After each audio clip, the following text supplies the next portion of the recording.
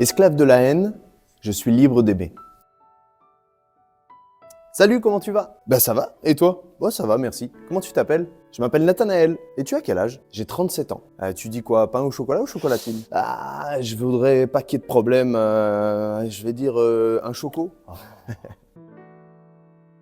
Tu avais quel âge quand tu as rencontré Jésus? J'avais 16 ans quand j'ai dit oui à Jésus et que je l'ai rencontré. Et tu peux m'expliquer comment ça s'est passé? Alors que j'étais dans une haine terrible envers mon papa, alors que le foyer était dans un chaos total, alors que la haine s'était installée dans mon cœur qui était devenue au final ma nouvelle identité, c'est dans ce moment-là, dans cette période-là, que ma petite sœur a rêvé de moi.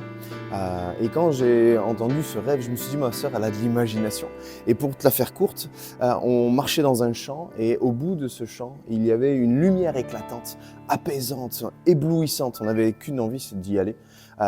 Sauf que, en fait, le rêve s'est arrêté quand moi, j'ai essayé d'y aller et que je suis resté bloqué devant ce petit montant-là, pas plus d'un mètre 1,20 m, qu'on pouvait enjamber facilement si on était en bonne santé, mais moi je ne l'étais pas du tout. Et je me suis dit, ma sœur, là, ok. Et puis je le raconte à une amie chrétienne et qui se met à pleurer et qui dit, mais tu comprends pas que là, en fait, si tu ne fais pas la paix avec Jésus, tu ne pourras accéder à cette lumière, à cette paix-là.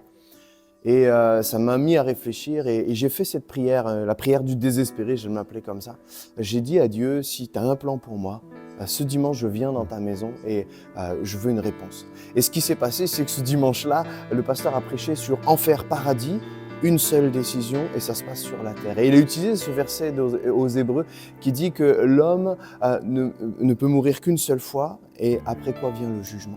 Et là, je me suis mis à pleurer sur mon péché. J'ai demandé pardon pour mon péché. J'ai accepté Jésus comme mon sauveur. Et le Nathanaël qui est sorti de cette église-là, ce matin-là, il avait son cœur qui a commencé à battre d'amour pour son papa. Je lui ai pardonné. Et depuis ce jour, Dieu est mon sauveur, mais il est aussi mon conseiller, mon maître, mon ami. Il est mon tout.